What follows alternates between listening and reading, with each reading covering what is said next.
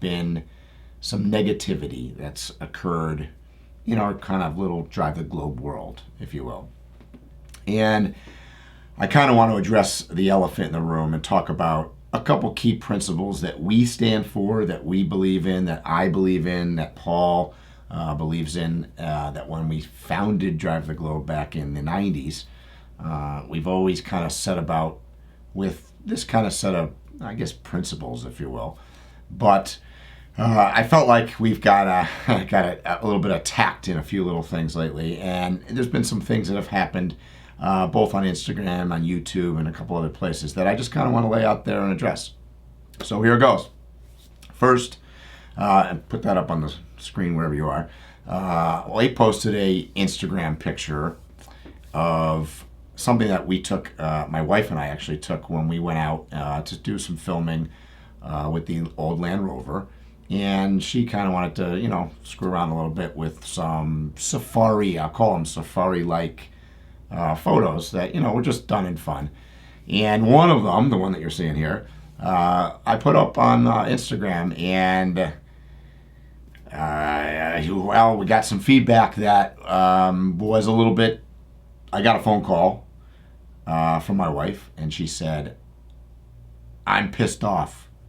Somebody wrote this," and this is what they wrote. And I'm retracting some of it because this is a family channel, for lack of better terms. Some of the language is not cool. And I don't know where it came from, and whatever, but everybody to each their own. One of the things is when you put yourself out on social media or on the internet, you're going to get trollers. You're going to get people that have nothing better to do with their lives and be negative. I guess you just got to expect that. This person obviously was irritated, upset that we would represent something about, killing animals, using animal skins or furs. That couldn't be farther from the way that I or Drive the Globe thinks. So let's put that into a perspective of what I'm want to talk about. 4 things: respect, being humble, having fun, and leaving the places that you visit better than when you found them. Those 4 things are very important, and I'm going to break each one of them down a little bit. Respect, will address some of this.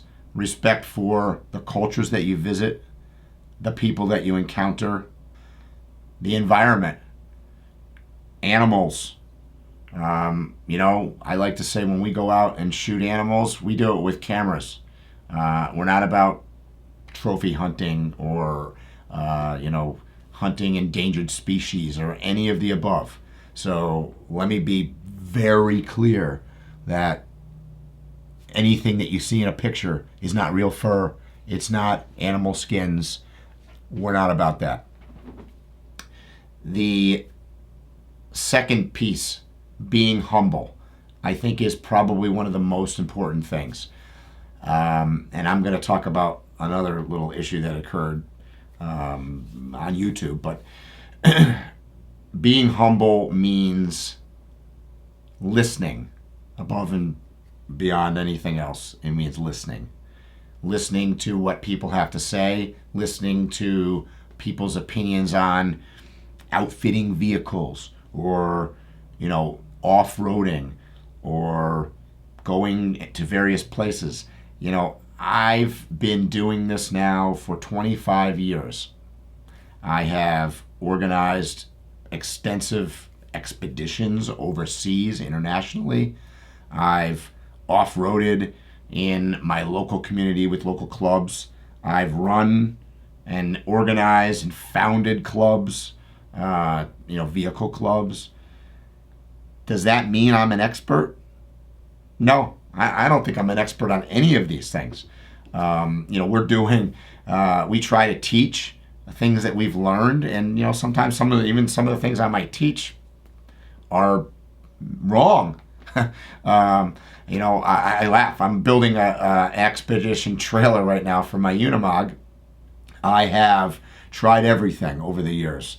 I've had rooftop tents, and I've had different vehicles, from Land Rovers to Jeeps to Unimogs, different things. And each time I set out to build up the vehicle, with obviously the goal in mind has always been to go out to explore, to meet new people, to have fun. That's what the vehicle is to me. It's just a means to what I'm trying to do. But I've obviously, what I like to call, failed forward. You learn, you build something. You might, in some cases, spend a bunch of money doing it and find out that, wow, that was the worst idea I've ever come up with. I use an example. I had a Land Rover 101 Ford Control. It was a vehicle that Land Rover, in all honesty, hacked together out of a parts bin, I think, from series vehicles in the 60s and 70s, and some of the things they were developing that were going forward in the Defender line, and they put it all together, and they made, I don't know, 2,700 of the vehicles, and they're cool, they look cool, but I found that what I was wanting to do with it just wasn't the right truck. So I put a lot of effort into it. It did trips. I did an Arctic Circle trip with it, and I can't say that it was necessarily a bad vehicle, but it wasn't the right thing, and I spent a lot of time with it thinking that it was the right thing. So, I move on, and I laugh, because now I'm building this trailer behind the Unimog.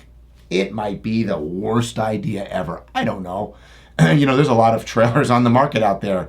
I went to Overland Expo last year, and there was probably, 10 or a dozen trailer companies making what looked to be all great products. So why on earth would I try to make mine? Am I smarter? Probably not.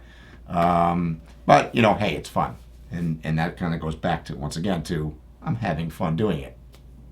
I'd also do it to teach, and to show you guys what might work, what doesn't work, what maybe could work. So that's important. But going back to the premise of this, being humble is admitting that you don't know it all. I'm not going to be the expert in any of this. I've taught classes before about some of these things, but that doesn't necessarily mean, I think sometimes the teacher of a class learns more than the students from the feedback and from the people that raise their hand in class and say, hey, what about this? And it brings up an interesting perspective. I'm not a video guy. I'm not a photographer. I'm not any of these things. So, 2 on Tuesday is a great example. We're probably going over 2 minutes. Hey, I thought that was a great idea. 2 minutes on a Tuesday. We could, not spend a lot of time with it. Maybe put out some stuff that you guys could learn from. Do it quick. Everybody's busy.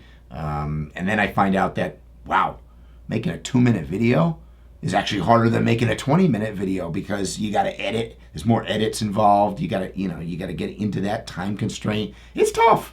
So I guess I found out that it maybe was a bad idea.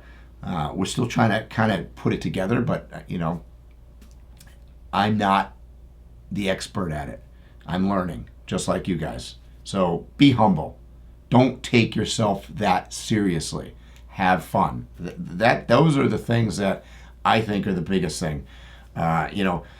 When we go out to, whether we're on a weekend trip or a week trip or a multi-month trip, it's all about going to places and seeing things and learning things and experiencing things, and maybe teaching the people that you meet along the way things, and they probably teach you things. But it's always about leaving the place that you went better than what you found it. And that might mean teaching something to the local people. It might mean going on a trail where you see trash and you pick it up, or abandoned truck parts, which I've seen, I can't tell you how often, unfortunately, and bringing them back and cleaning up the environment. In some cases, it might be using a chainsaw to clear some something that has fallen, and to maintain a trail. That could be also leaving a place better than you found it. So I think that is an important element in what we do as overlanders, adventure travelers, is to leave, things better than when you found them. Have fun. If it isn't fun, it's not worth it. Life's too short. But having fun is probably the most important thing about anything that we do. One of the reasons that at Drive the Globe we don't really do Facebook. I'm not going to say we don't have Facebook. We have Facebook. Why do you? Because I got asked this. Somebody sent me an email the other day that said, "Hey, how come I don't see anything on Facebook? That's my social media, and I, stay informed with what's going on through Facebook, but you guys don't really do it." I don't like Facebook. I'm just going to be completely honest with you. Facebook is the medium at which I feel is the most negative of all the social medias. And I feel that is the dumping ground for politics, for just people that want to be, I call them, for lack of better terms, I call them, cyber terrorists. They're just negative. And unfortunately, the platform that Facebook is, I guess, conducive to it. Where Instagram, I look at it as it's pictures. I go on, I look at pictures. Pictures are cool. Sometimes I don't even necessarily read all of the stuff under the picture. And you can do that. And pictures it's hard to be negative. YouTube, choose what you want to watch for a video. There's videos that have clickbait and you get into it and you're like, oh, well, that's not really what I wanted to watch. So you just shut it off. But and Twitter is, I look at Twitter is you don't have to think about the production of it as much. You just put it out there. And it's, stream of conscious more. So those are the platforms, right or wrong, that we've chosen to focus on. YouTube, Instagram, Twitter, and the website. Facebook is just not something that I'm that interested in, quite frankly. Let's talk about comments on some of our YouTube things that have come up, and I'm not gonna read them. And it goes back to having fun. And if you want to go check it out, people will write on there, hey, these guys were a bunch of Americans. They didn't. They went overloaded with overloaded vehicles. They didn't air up down their tires correctly. They shouldn't have been doing this. I just want to take 1 second to say, yeah, you might be right. We might have been somewhat inexperienced. I'm going to be the first guy to admit that. And yeah, sometimes the tires weren't aired down enough. And yeah, they were overloaded vehicles. But let me just address the one thing. We were having fun. A lot of what we do and what we put out in our videos and maybe the personalities of us is about having fun. And sometimes we say things in jest. So specifically in one of those videos where I say, geez, I haven't checked my oil in, 6 years or ever on my truck. I'm kidding, okay? It wasn't true. I did check my oil, but it was funny, okay? And I realize that you put that into the internet domain and people take you, straight up black and white serious. Well, sometimes we're not serious because we're trying to have fun. But having said that, yeah, did we do everything right? No. I'd be the first guy to tell you that trucks were grossly overloaded. And the reason we weren't aired down is because you couldn't air down the tires. They'd go flat with that much weight on the vehicle. So, that's one thing I wanted to address. Let's talk about Overland Bound. I joined Overland Bound last week. I got my metal badge in the mail. Why did I do this? Well, one of the things about being in the Overland community is, quite frankly, being in the community. So I joined Overland Bound, and the guy that owns it or runs it, Michael, I don't know personally. I've met them at, I don't even remember, an event or something. And I looked at their principles. I know people that are in the organization, seem like good guys. I said, you know what? I'll send my whatever, $70, $50, whatever it was, in the mail. And, it's kind of cool, right? It can be a part of something. There's 10,000, I think. There's maybe 10,000 members in that. Well, I posted that up on, I don't know, Twitter or Instagram or wherever I put that, and I promptly got that email from somebody, which I will heavily retract, I guess, if you will. And it says, and I quote, "You are a sad excuse for a true overlander." Okay?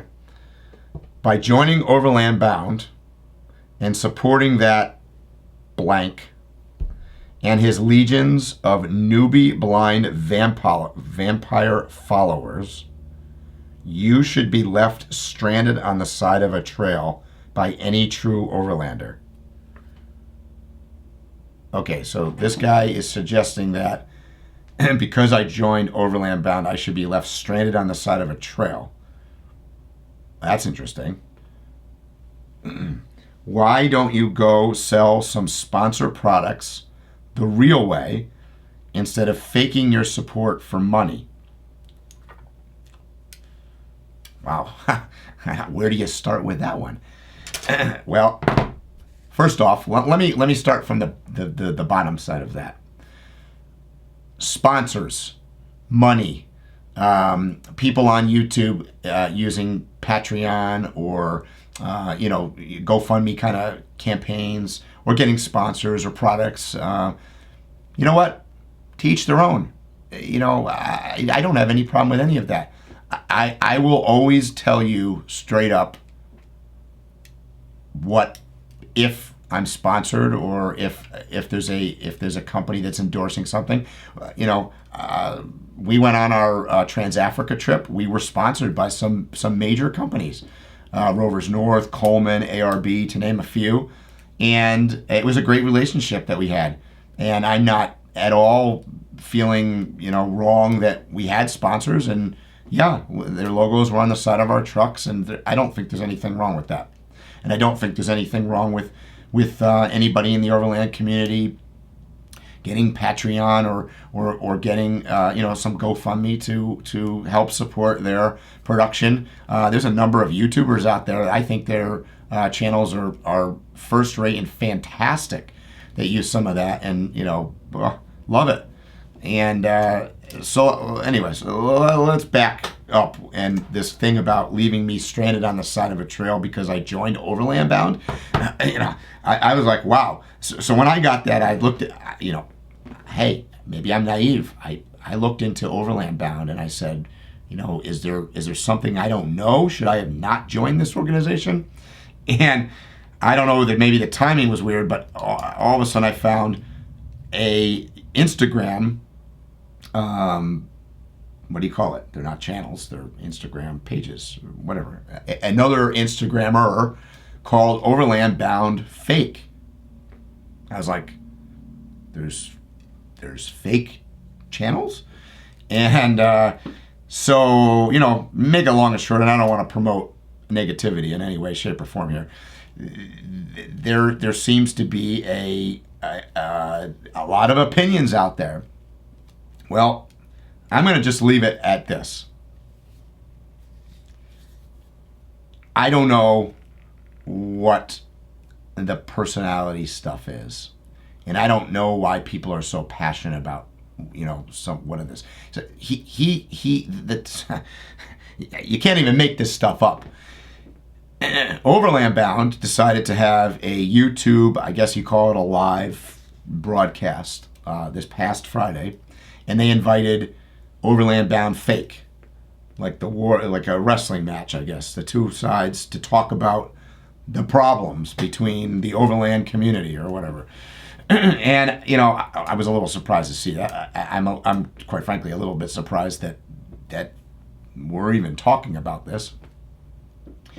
And I guess the gist of what I got out of that whole thing is there seemed to be some hard feelings about the people or the principles behind the overland community in general. And this isn't just overland bound. Maybe this is just in general. Newbies getting into it. Is overlanding becoming so big and all of a sudden, all these people that shouldn't be doing it are doing it, And that was kind of what I gathered a little bit out of Overland Bound Fake was he sounded like he was against, inexperienced new people coming into this thing. I got to tell you, I'm not against anybody. The overlanding, by my definition, and this is Drive the Globe's Mike Ladden definition, is about, in our world anyways, is about vehicle-based travel. And that's it. It doesn't matter to me whether you drive a Jeep, a Toyota, a scooter. I'm a huge cyclist. I mean, you could be riding a bicycle for all I care. It's about going out, exploring, meeting new people, learning, and teaching. The vehicle in which you do it with doesn't matter to me. I don't care. And that I agree with Overland Bound because I think that that's their take on it as well. I think that there's always going to be elitist-ish kind of people where, I think the Jeeps are the best. And, we used to joke because I was a Land Rover guy. So Land Rover guys and Jeeps, it's a little oil and water there maybe. But when it comes down to it, it's about having fun. I know I keep going back to the same thing. Having fun. Let's just all get along. Be humble. I mean, for crying out loud, there's going to be new people in everything. It doesn't matter whether it's overlanding or chess or, I don't know, getting into cycling. I'll use cycling as a good example of this. I've been doing it. Call me a newbie. I've been doing it maybe for 5 years. Seriously. I was new at one point, right? I think it is a booming thing. I think it has grown quite a bit. I think even in that, call it sport, you see problems developing because there's more people doing it.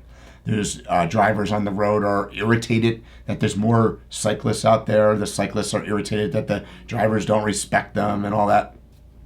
I think that's where overlanding has gone a little bit. But I strongly disagree with the thought that we should kind of hold overlanding as ours, that the newbies coming in, we should, stiff arm them out a little bit and say, we could take some people, but we got to be careful who it is. I don't believe that. I'm never going to believe that. You're always new at some point. And I feel like, I guess I'm risking Overland Bound Fake coming after me next or something, but maybe there'll be a Drive the Globe Fake. I guess when you reach that status, you're important. I'm not really important yet, or ever want to be.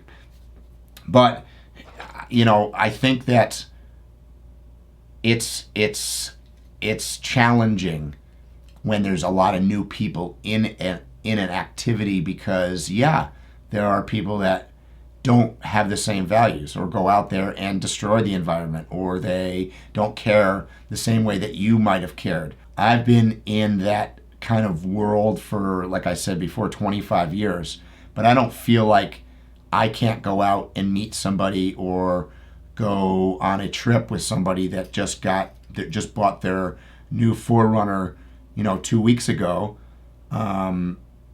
Great. I feel like it's my responsibility to potentially help teach you or show you some of the things I've learned. And you're bringing a new set of eyes to the table where I might learn something from you that I've never thought about. So just because I might have driven a truck 8,000 miles across Africa doesn't make me better, doesn't make me a better overlander, doesn't make me know any more than the next guy. Really. And I think that that's important. And what I worry about when I see videos like this, dual match to the whatever you want to call this. I think we're taking ourselves too seriously. Take us a couple steps back. Do not take yourself this seriously. It's supposed to be fun. And that's all I got to say, really. I hope you enjoyed listening to me ramble. And obviously I'm going to put this video up on YouTube so we can refer back to it when I when I get attacked the next time. And somebody says, well, Drive the Globe is all about animal skins or whatever. Well, refer to the YouTube. It's not. That's it. See you next week.